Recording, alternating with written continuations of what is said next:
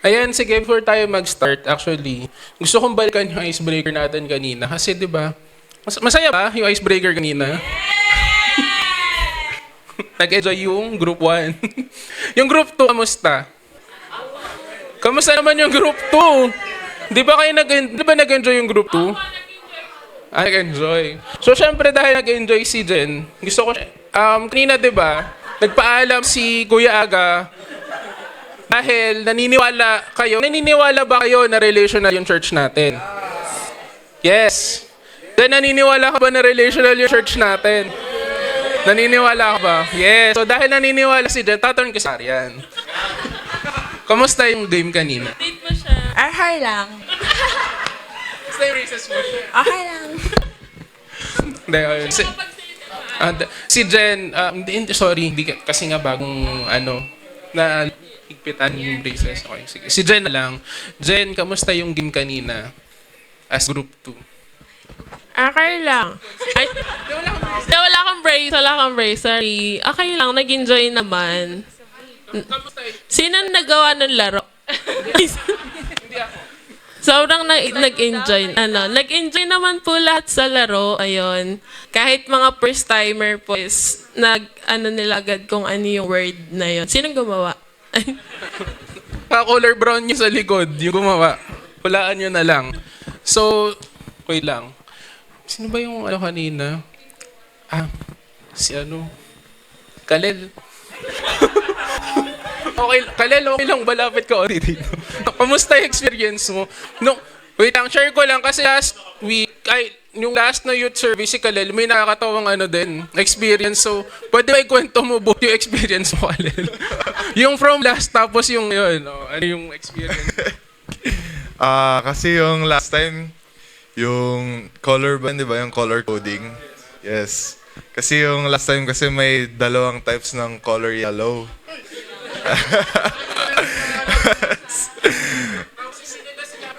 Oo. Nila sinabi na may color yellow na dalawa. Oo.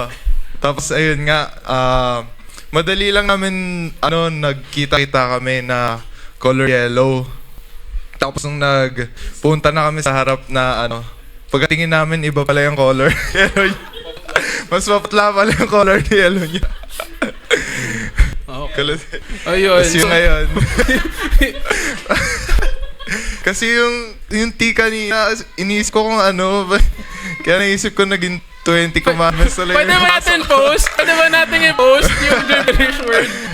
Ito pala yun, nakala ko Like, pwede natin i-post yung yung 10 commandments na gibberish. Okay lang. Sorry.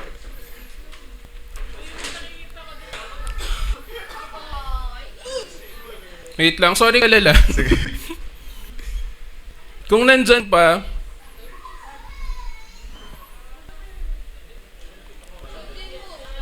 wala na. Wala na. Okay, sige, sorry, sige. So, sige, go, Alel. So yung kasi doon, yung magkabasa ko doon, yung 10 commandments nga. Tapos nagulat ako, may tinga, ano yun? Sabi ko. Kaya naisip ko, 20 ba yan? 20 commandments. Yung pala, pala yun. Ayun. So, enjoy naman. kamusta yung nung nasabi mo na 20 commandments, ano yung naramdaman mo? Akala ko yun na yung sagot, hindi pala. Hindi, may palakpakan nyo naman si Kalel. Grabe kayo. Oo nga. Bakit ba? Malay nyo ba?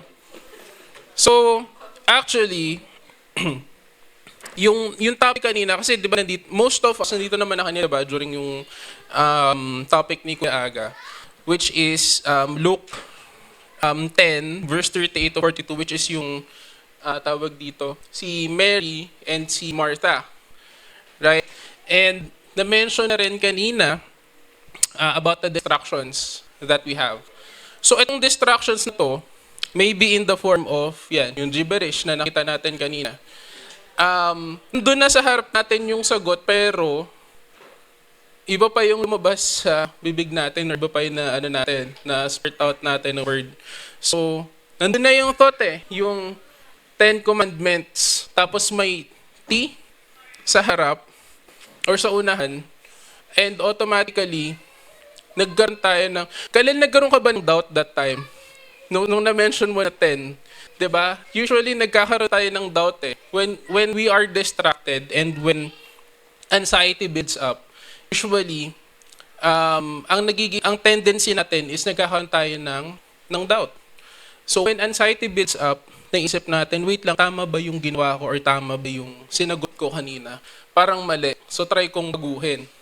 Now, pagka nabago mo naman na yung sagot, tapos mali pa din, lumalala siya, 'di ba?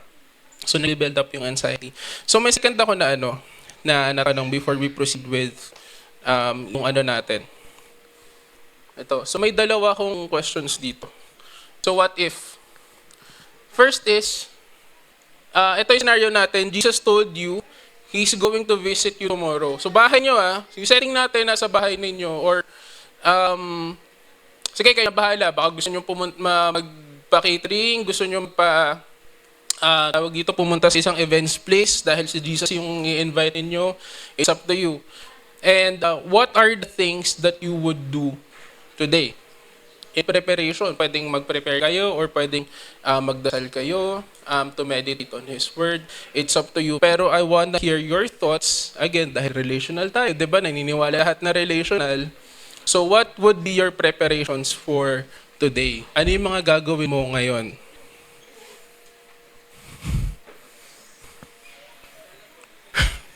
Jules? Hindi, tinitignan ko. Iniisip ko. Iniisip mo pa. Kaya mo na yan.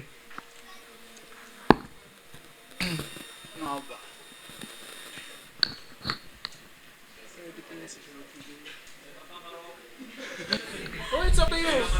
The sky is the limit. Sino si Lord sinabihan ka, pupunta ako sa inyo tomorrow. You have the complete 24 hours. It's up to you. Bahala ka kung paano ka magpe-prepare. Pero sinabihan ka na ahead of time. Parang may RSVP na binigay sa inyo. May RSVP na si Lord. Siguro una kong gagawin, hindi sa bahay yung setup sa ibang lugar. Ayoko. Inside joke. Ayun nga. Siguro pag nalaman ko na magkikita kami ni Lord, ang una kong gagawin is tanong muna sa kanya. Sabihin ko sa kanya, bakit mo ako kikitain? Ganun. Then, yung second kong question, nakakatakot kasi, di ba? Kasi ako yung kinausap ni Lord. Pero yun nga, siguro, ang gusto ko lang itanong sa kanya is, kapag ba nagpipray ako sa kanya is, nalalaman niya ba yung nasa puso ko during that time na pinag-pray ko yung prayer ko. Ayun yung pangalawang tanong sa kanya. Ayun lang. So sige, thank you John.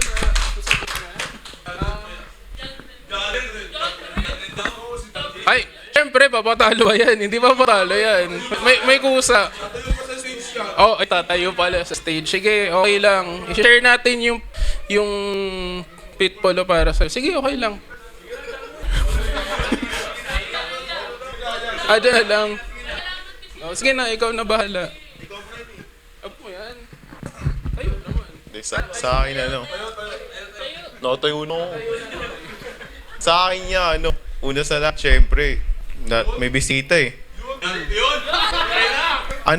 Hindi yun, iba yun.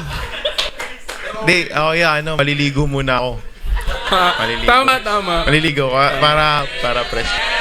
So, ibig sabihin, Hindi naman tuwing may bisita lang, syempre. nililinaw lang namin. Yo, ngayonin! Lagi ko ngayong araw. Yo, tama na. Ako yung tinawag, hindi naman ko eh. No cross-talking daw. Ayan daw natin siya. Ganyan lang mga tao dito eh. Hindi sila ganun. Ay, hindi yun. Hindi ako mag-pray ako, repent agad. Kasi kilala ko naman yung tao na darating eh. Jesus mismo eh. So, ano ba? Tama ba yun? Matindi kasing session yun eh. Session ng usapan lang. Session yun. Hindi yun. Siguro isipin ko yung mga nagawa kong kasalanan para pag-usapan namin. Kasi, ako lang. Sa akin nga bumisita sa bahay namin eh. Hindi yun po. Sorry, maliligo ka, Yeah, maliligo. tapos, Tsaka- magre-repent ka ng sins. Oo. Kay Lord ulit. Tapos mag-uusap kami. Binisita lang ako, hindi naman sinundo eh. Hindi yun. So hindi ka na mag-ayos sa bahay ninyo? Ha? Hindi ka na mag-ayos sa bahay Maayos yung ninyo? bahay namin, ako lang hindi. Okay, sige, okay, sige.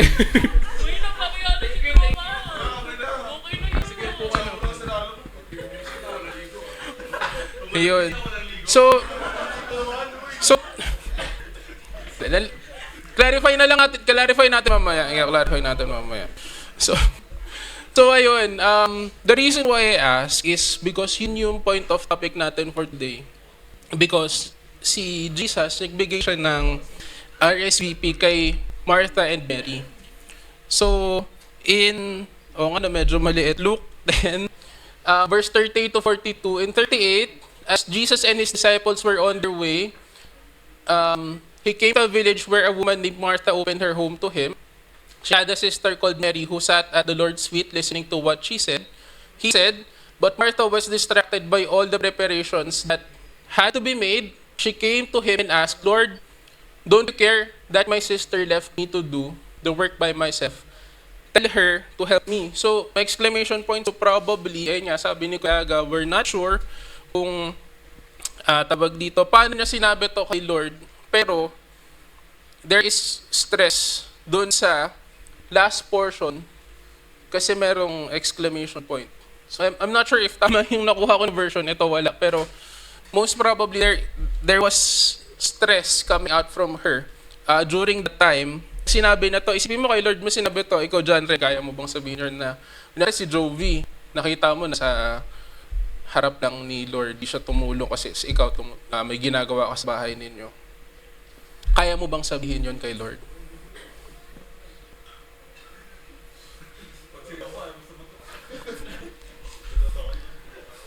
Hindi kaya, no? Mahirap kasi isipin mo si Lord yun, 'di ba? Tapos uutusan mo. Sasabihan mo siya na Lord, naman si Mary hindi tumutulong sa akin. Ako ang dami kong ginagawa dito. Tapos naikinig lang siya sa'yo. And later on, let's explore bakit nagalit si Martha. And if justifiable ba yung inis niya during that time. So 41, it says there, Martha, and sumagot na si Lord, you're worried and upset about many things, but few things are needed, or indeed only one. Mary has chosen what is better. In yung mga highlight natin, it will not be taken away from her. So, ayan, let's pray. Lord, maraming salamat for sharing this word, Lord God. Maraming salamat, Lord, for gathering this youth, Lord God. And yung mga people, Lord God, na nandito sa church ngayon, Lord God. Naway itong word na, Lord God, kung ano man yung gusto mong impart through me, Lord God, ay muha po ng congregation, Lord God. And use me, Lord God, mightily in your kingdom, Lord God, in delivering this message, Lord God. And hindi po kung ano yung knowledge, Lord God, bagkos kung ano po yung gusto nyo ibigay, Lord God, in this church, Lord. Maraming salamat, Lord. Again, we praise you, Lord, and we lift up our praises to you in Jesus' name. Amen. So, tuloy natin.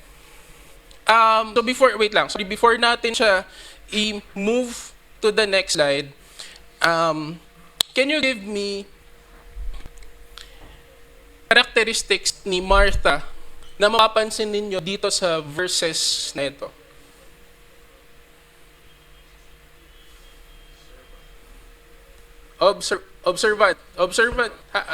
Servant, yes.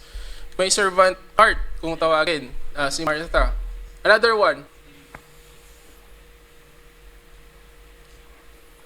Ano pa yung ma-observe nyo kay Martha dito sa verse na to?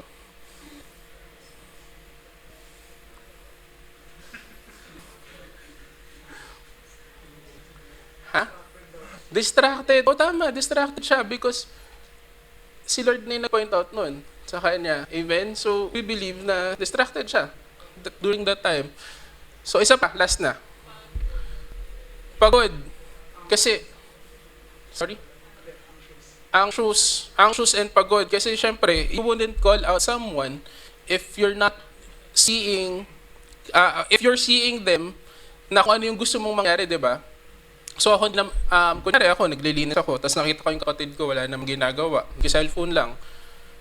For sure, I would call out that person. Kasi hindi ko i-call out yung tao na nakikita ko na tama naman yung ginagawa sa pananaw ko. Right? Because there are always perspectives na tinitignan natin. And right now, let's see the perspective of Martha during the time. So moving on to the next slide, tama, yung number one, he has a heart of a servant. Kasi kagaya nung na-mention ni Kuya Aga kanina during the morning service, si Martha may heart ng servant because she has the heart to serve. Because during that time, ano ba yung ginagawa niya? Nag-serve siya, di ba? Nandun yung 12 disciples, nandun si Jesus. So she's expecting na si Mary tulong sa kanya because may bisita eh. So, tayo naman as Filipinos, alam naman natin, napaka-hospitable natin. Di ba nga kapag may bisita tayo, pinapatulog pa natin dun sa mismong kwarto natin and then tayo natutulog sa sala. Amen? May instances na bang ganun sa inyo na, nak, doon ka muna matulog sa sala, doon muna matutulog yung pinsan mo. Kasi galing ibang bansa yan eh. Di ba? May mga instances na ganun. And Martha has that kind of heart to serve. And another one is, she wanted to give the best. Amen? Kasi, you wouldn't call out someone kung alam mo, sa sarili mo na tawag dito, binibigay din niya yung same level ng let's just say performance na binibigay mo. Diba? Hindi mo i-call out, kunyari, nakita ko si Jen. Nakita lang. Nakita natin siya. Nakita natin si Jen. Nakita natin si Jen, or ako, nakita ko si Jen na, say for example ito, yung youth service. Sa YG Core kasi may mga kanya kaming toka. So may mga nakatoka sa food, may nakatoka sa kung sino yung mag-preach, may nakatoka kung sino yung mag-lead for the worship, and so on and so forth. So technically, meron kaming designation of tasks. So, say for example si Jen, nalaman ko, kunyari lang, pero hindi ito yung nangyari ngayon. So ngayong, kunyari, pagdating ko, tawag dito, so natapos yung morning service, tapos, tinanong ko siya, sabi ko, Jen, after na, mga 12 p.m. na to, kumusta pala yung food? Sabi na, ako ba yung taya? Or ako ba yung mag-aayos for the food, kuya? Sorry, wala ako na-prepare. So, isipin nyo, ano yung kaya nating i-prepare for, ilan tayo dito? More than 50 ba tayo? 500? Grabe, engineering ganyan, ha? So for these people, for this group of people, within 1 hour and 30 minutes, ano yung kaya nating i-prepare in that span of time? Diba? So the reason why tasks are designated to ahead of time para magawa mo siya ahead of time as well. Para kung magkaroon man ng problema, magagawan pa rin natin ng solusyon before the event starts. Hindi pwedeng during the event, namumblema ka pa, nalasan natin kukunin yung pagkain, wala mag-preach, paano yun? Wala palang slides, hindi pala gumagana kasi corrupt yung PPT. Paano natin gagawa ng paraan? So, Mel has that kind of heart na observant siya in a sense na, wait lang, parang hindi ako tinutulungan nito Parang ayaw akong tulungan nito. So, there is also that term, perfectionist, because she really wanted to give the best So, in her eyes, what she's doing is right. Diba? Pero wala namang mali talaga sa ginawa niya. It's just that, sa verse, the Lord said, Mary chose what is better. So, hindi naman sinabi ni Lord na Mary chose what is right. Amen? So, yun lang, mga key verses. So, kanina na-mention din ni Diyos, may anxiety and stress. Kita sa kanya. So, most likely, baka masimangot na to. nung kinall out niya si Mary. And lastly, in this tawag dito, specific na tawag dito, na characteristic niya, and this is what I want to highlight, she corrected and ordered Jesus. Ang sabi niya, kinorek niya ha, and inutusan niya pa na, Lord, don't you care that my sister has left me to do the work by myself? Tell her to help me. So inutusan niya, di niya sinabi na, uy Mary, tulungan mo nga ako na, di niya sinabi na, Lord, tignan mo nga to si Mary, oh. Halika nga dito, Mary, tulungan mo ako. Hindi ganun eh. Sinabi niya, Lord, sabihin mo tong tao na to, natulungan ako. So there is, I'm not sure if there was authority and command at the time, pero we can sense na may anxiety nga and stress. That's why, nasabi niya yon.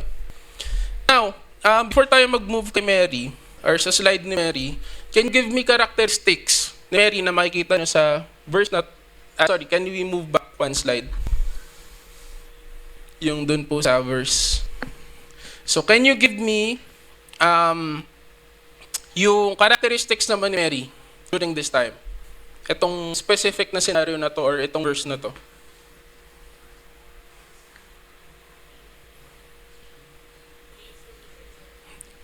Sorry, ano? Ha?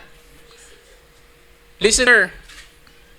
Makikinig siya kay Lord during that time. Another one. Three characteristics ulit tayo. Sige, Kirk. Available siya during that time. O tama, kasi she was available to listen and she's also available to help during that time, diba? So she had two options. So third, last, bigyan niyo ako ng isa pang example.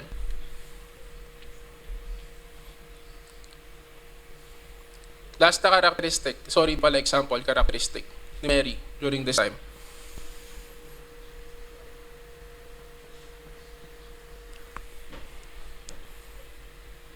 Sirit na? O sige, let's proceed dun sa slide na ni Mary. Bigyan natin yung mga ano niya, yung mga characteristics niya that we were able to list down. So, Mary was mesmerized by Jesus. Can we all agree? Kasi she listened. Like yung na-mention niya ni Jen, nakinig siya eh. So you wouldn't listen to someone kung you don't find that someone interesting. Right? Parang for the sake of the, tawag dito, the conversation, tutungo-tungo ka lang tapos ngingit-ngit ka na. Pero, yung tinanong ka na anong favorite color mo, oo eh. Diba? May mga sabaw moment tayo na gano'n kasi hindi na nga tayo nakikinig eh. So when we attentively listen to someone, it means that we're mesmerized by that someone. Amen? Diba? Doon nga, kaya nga diba, yung mga partners natin, would you agree, Kuya Aga, na mesmerize ka kay Ate Che? Ikaw ba, na-mesmerize ka ba sa akin? Charot. Joke lang. Joke lang. Masyado naman kayong stressed eh. May anxiety ba kayo? Oh, masyado kayong stressed. Chill lang. Gaya si Mary, hindi siya easy stress during that time. Kasi, sip mo kinall out na siya pero nakikinig pa rin siya doon, diba? Hindi siya tumayo. Hindi natin din sure pero I can assume na hindi siya nakinig sa kapatid niya nung kinall out siya. Or kinall out niya si Jesus to call Mary out. And yung third, hindi naman niya talaga inulungan yung kapatid niya. We can all agree, diba? Sa preparations, hindi na tinulungan yung kapatid niya. Pero, most likely, because of being hospitable, in-entertain niya si Jesus by listening. Right? And, itong point of view na to ni Martha, this is triggered because, kagaya ng nasabi ni Kuya Aga kanina, women are not taught the law at that time. So technically, what you can only expect for a woman, and you can research this sa mga ancient times, yung mga panahon ni Lord,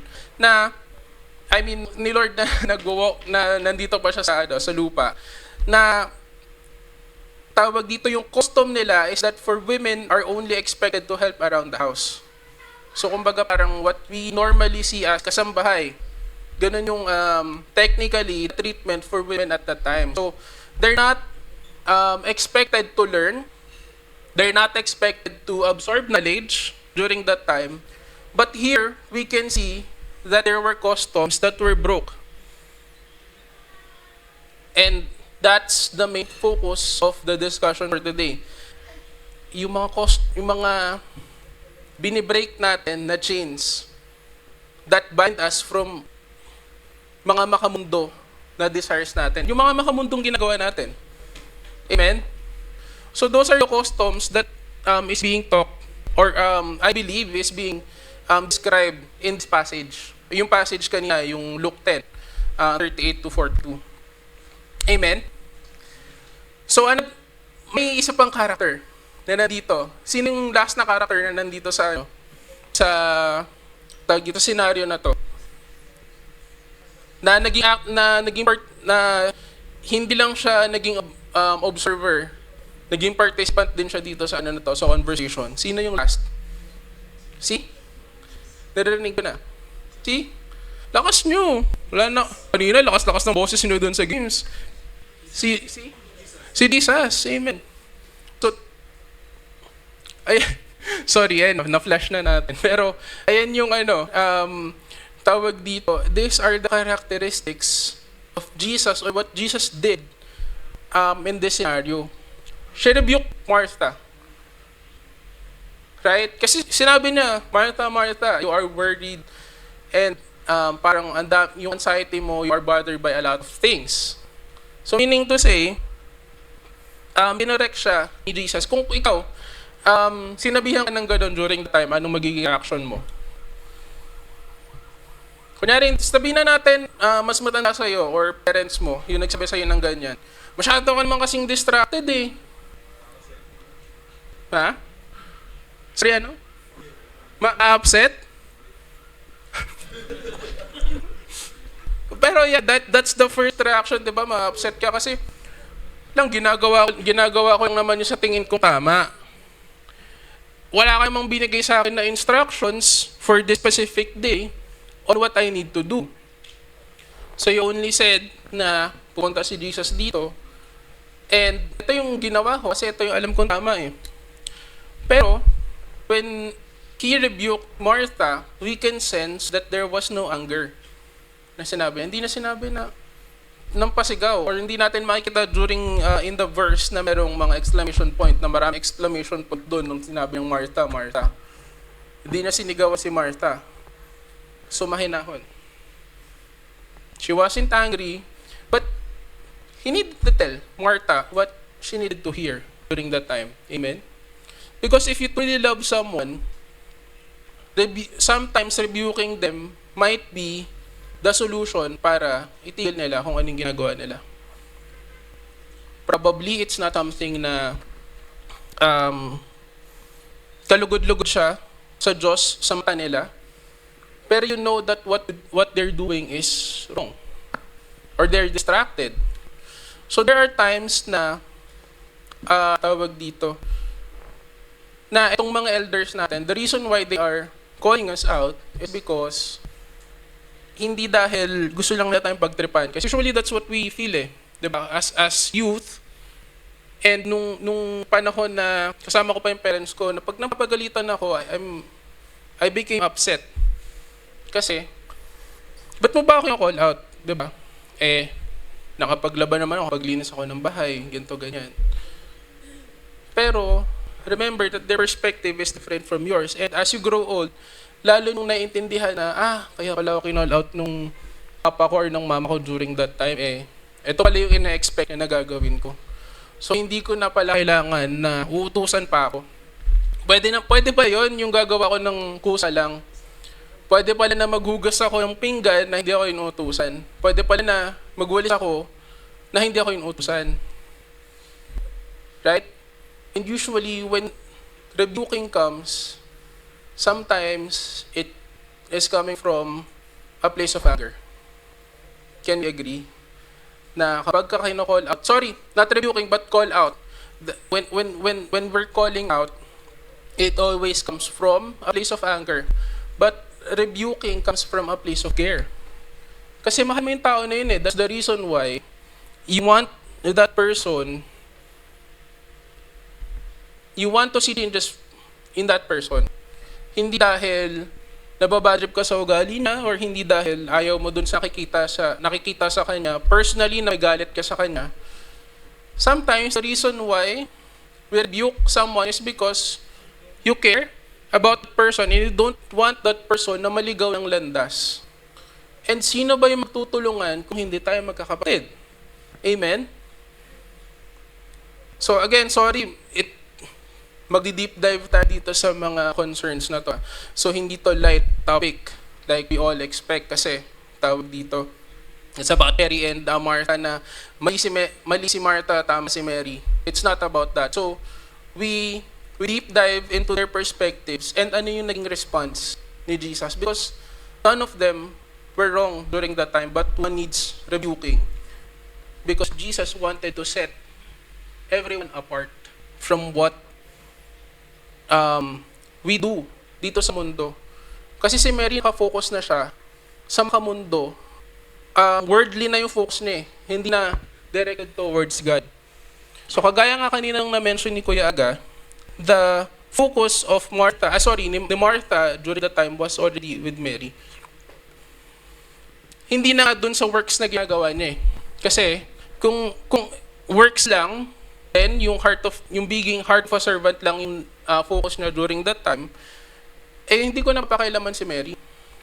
Sige, bahala ka dyan, basta ako gagawin ko itong kailangan kong gawin. Hindi eh. So the tendency was, there was a shift in her focus na, kailangan kita i-call out kasi hindi ka tumutulong eh. And that is already directed towards a worldly desire for you to call out someone.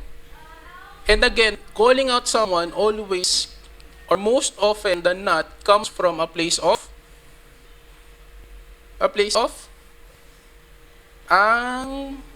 anger. So it most often than not comes from a place of anger, while rebuking always comes from a place of care. And lastly, for Jesus, Mary responded with worship, while Martha responded with works. And oftentimes, this is what makes us distracted. Yung works. Kagaya nga nung sabi ni Kuya Aga kanina, as Christians, youth Christians, na sometimes we are too distracted with the works na nakakalimutan natin na kailangan natin magbasa ng Bible. Na kailangan pa rin natin mag-pray. Hindi. Kumakanta naman ako dun sa harap eh. Hindi, naabot ko naman yung mic sa stage. Tumutulong naman ako sa media team. Tumulong naman ako sa posting. Because it's for the glory of God. 'Di ba? Pumindot man ako dun sa keyboard kanina para mag-move yung slide. So siguro okay na kahit di mo na ako mag-pray. Siguro okay na kahit di mo na ako magbasa ng Bible. So those are usually the distractions that the enemy wants you to have. And lastly, I want us to move here sa problema ni Martha. Then na-touch base naman na natin kanina, but there are two na gusto kong i-highlight natin yun, which is the distracted heart and that she worries too much. So in this specific verse, kalimutan ko na parang sa dulo part na to eh, but Martha was distracted by all the preparations that had to be made, which is also written dun sa verse. Distractions, if magpapa-distract ka, hinayaan mo na magkaroon ka ng distraction, usually it goes to discouragement. Na-discourage ka kasi distracted ka na eh. Parang, wait lang, parang wala tamang nangyayari sa ginagawa ko. But I'm doing this for the Lord. And that's what I know. Ginagawa ko para kay Lord, itong pag-praise and worship ko. Pero bakit nun? Parang yung buhay ko parang empty pa din. Parang there's something missing sa inside. And you know that there's something missing during that time. And ito na yung favorite ng lahat, self-pity. Sabihin mo ngayon katabi mo, may self-pity ka ba? Hindi, tanong mo lang. Huwag ka sumagot. Tatanong lang. tatanong lang. Diba? Favorite natin to na, Lord, ba't naman ganon? Ginagawa ko naman to para sa inyo. Kumakanta naman ako sa harap. Nagbabasa naman ako ng Bible. Pero bakit? Parang empty pa din ako inside. And doubts come in, yung anxiety mo tumataas, stress levels mo tumataas until it becomes depression. And usually, this is the cycle of a Christian na nag-backslide. Amen? Yung bigla na lang nawawala sa church, tapos hindi natin alam kung bakit. And I'm not saying na church yung mag-save sa inyo because kanina na-prove natin na good works is not equals to salvation. But the better is what Mary has chosen, and I believe that better is salvation. Because he listened to Jesus. Nandun siya sa pahan ng Panginoon during that time. There was humility during that time, and there was attentive listening na kay Mary. But Martha chose the other way around. Naging busy ako kasi may works ako na ginagawa kasi alam ko ito yung makakapag-please kay Lord. Again, good works is not equals to salvation. Yung equation ni Lord is different from your equation. Kung ano yung tinuro sa inyo ng bata kayo, you have to forget about it na kapag gumawa kayong mabuti para sa kapwa mo, yun yung magiging tulay para punta ka sa heaven. It's not. There's only one way, and that's Jesus. And we all agree about it, right? Nag-agree tayo na si Lord lang yung way para ma-save tayo. It's not through your works, it's not through your kung anong ginagawa mo. Kasi if it's about your works, then probably Jesus should have provided us a list kung ano yung kailangan natin gawin. Na dapat ito yung magagawin mo ha. May 10 points ka pag ginawa mo to, kailangan maka 100 points ka bago ka mamatay. Kapag naka 90 points ka lang sa hell ka. Wala namang ganun, di ba?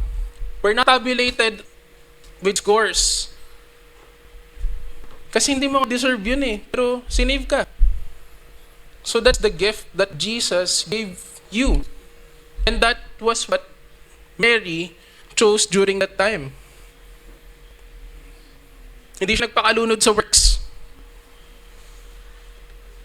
So you're getting the point ngayon na hindi porket nag-serve ka, hindi porket na ako nagsasalita ako dito sa harap, ito na yung ano ko, ito na yung ticket ko para sa salvation, Lord. Nagsalita ako sa harap pa, plus 10 ako ngayon sa langit. Hindi siya ganun. Kasi kung ganun lang din, di dapat lahat tayo nagkasalita na lang dito sa harap. Amen? So, another one is, ayun nga, nag-worry siya eh. Which leads again to yung cycle natin. Tapos kapag na-depress, syempre, kailangan natin siyang tulungan, kailangan natin siyang bigyan ng comfort and ilapit ulit kay Lord. And that's the only way. Hindi mo masasolve yung problema mo nang ikaw lang or nang siya lang. The Lord should always be at the center of it all. Hindi pwedeng, sinolve ko to kasi ito yung alam ko na paraan eh. Magugulat ka, the following day babalik yun. Amen? May mga ganun ba kayong problema?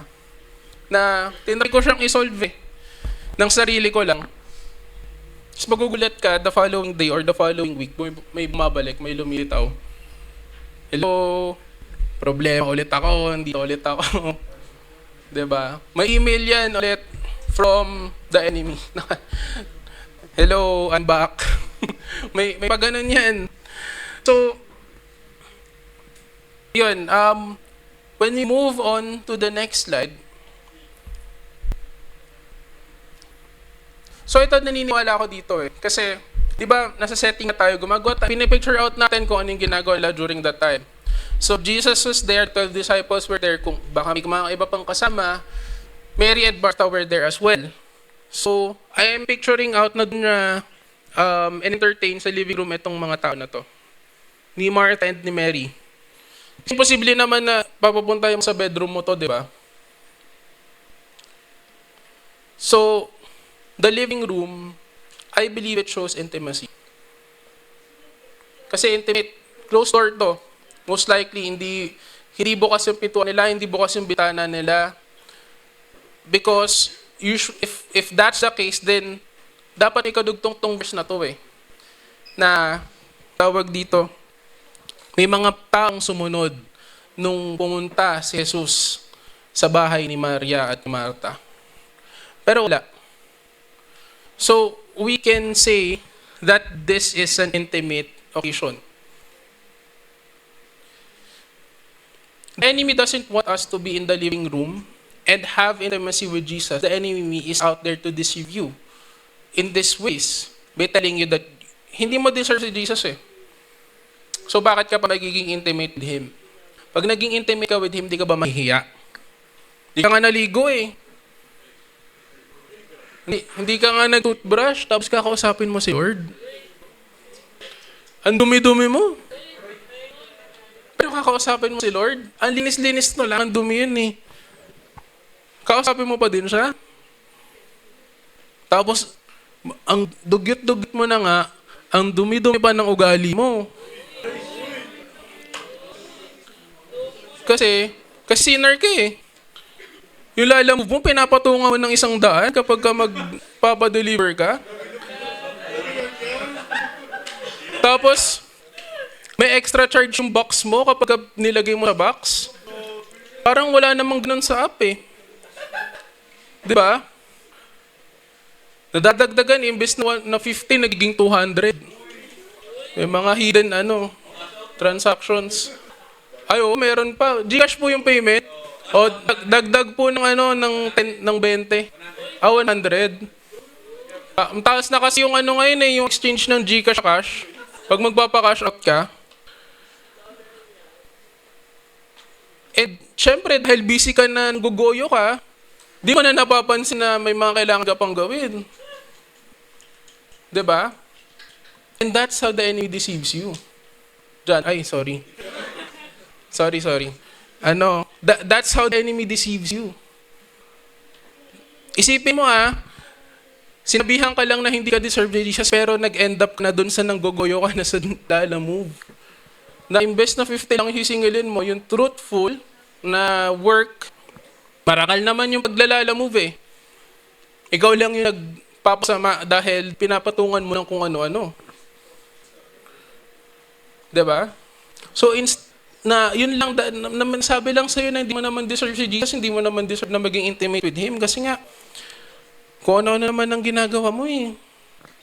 Ba't ka pa magiging intimate with Him? Naririnig nyo to?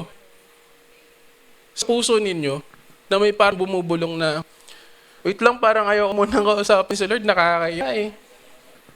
Nag-ano ako kanina kasi, nag-sin ako. So I'm not sure kung tatanggapin niya pa ako kapag naging intimate ako sa Kanya. Si Mary nga tinanggapin, hindi naman yun yung custom nila. Na dapat ang expectation sa Kanya tumulong. Isipin niyo, wala nga siyang ginawa pero tinanggap siya ni Lord. Because that's what is better. Yung tinutukoy natin kanina. And if we move here, paano tayo magiging intimate with Jesus? So I have here John 15 verse 1 to 6. Sige, mabasahin niya natin sabay-sabay. Sorry kung dito na lang tingnan kasi mas maano siya.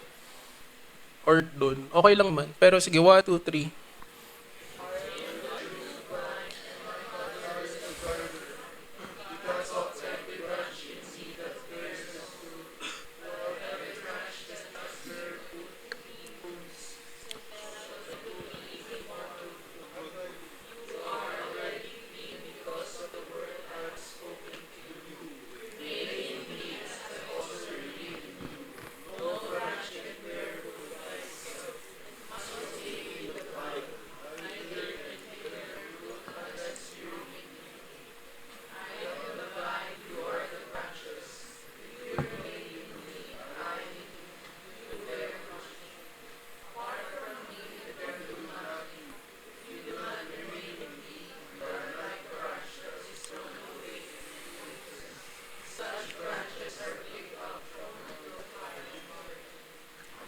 Amen.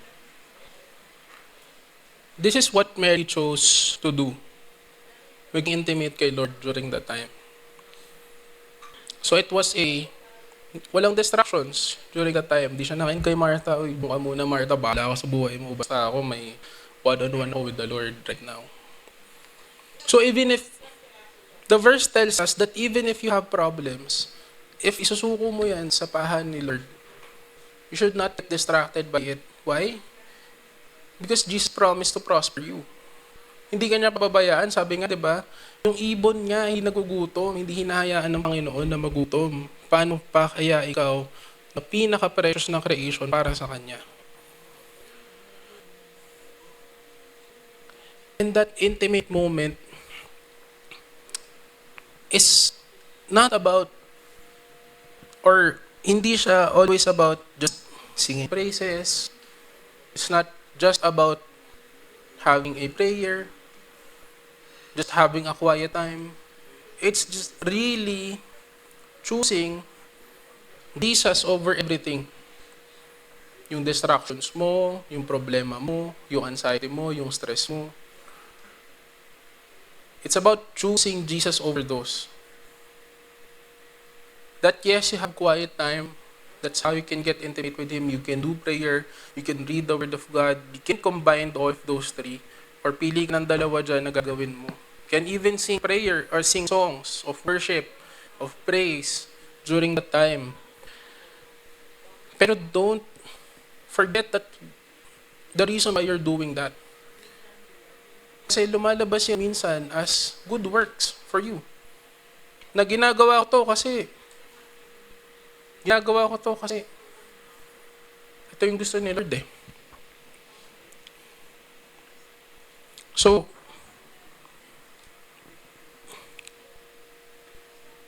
now na nakita natin mga different perspectives, I want you to stand up. And okay lang ba if I request na turn off natin yung lights?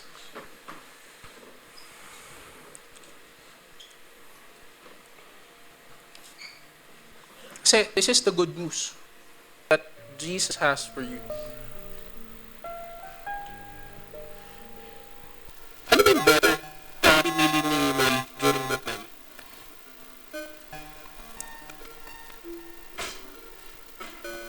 Sorry, can we post yung si better?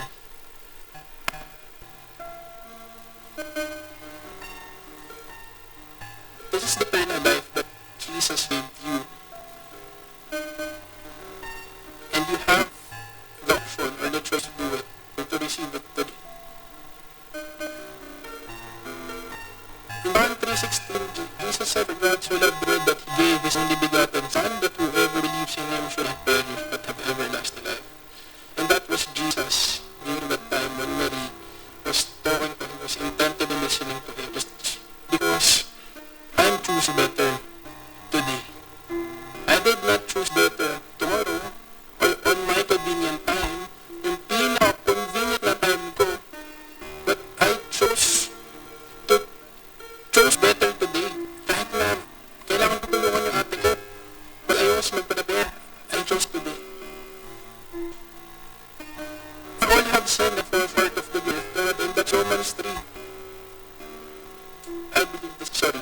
I'm not sure if 6 to the but that's Romans. We all fall short of that. Amen? And though only by God's grace are we saved, for that by grace you have been saved through faith, and this not from yourselves, it is a gift of God, not by works, so that no one can boast. So right now, open itong harap for those that want to receive this better today. Yung mga gusto mong maka-receive ng better na to today, if you feel like you haven't received better today, yung pumili ni Mary dun sa scripture, I ask you, you can come up abroad, we pray for you, for the journey begins today. Yung better mo, you have the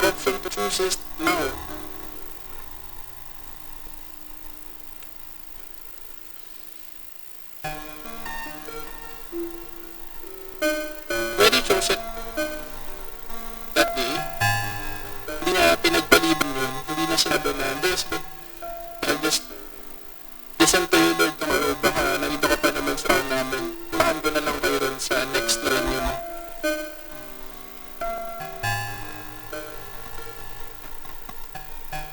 Because we chose to be part of the better today. And Jesus openly gave it to her.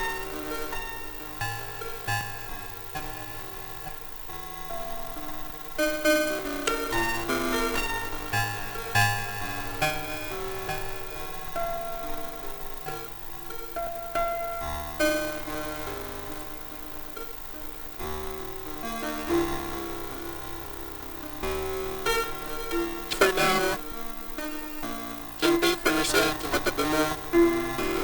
If you have requests of prayer, can go to your small groups. Can pray for one another during this time. Kung anong distractions na bumabagabag sa inyo today, you can ask for forgiveness and just ask, Lord, gusto kong humarap sa pahan mo dahil these distractions na are not meant for me. Lord, naniniwala ako na itong distraction na to, Lord, ay iniplan ko sa akin ng kaway. Hindi dahil ayaw kong sumunod, Lord, but because the enemy is deceiving me and mas naniwala ako dun sa kaaway ko sa'yo. And you have that moment right now to be with God para yakapin ko na and just tell you na hindi ka nagkamali.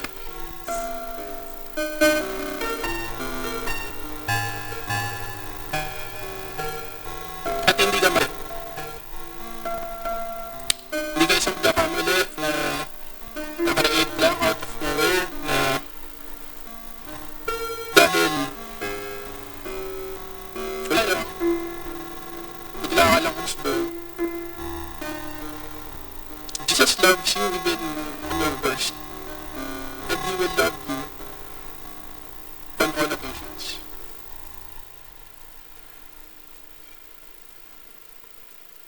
So I ask, can I ask yung mga J4 that's available to me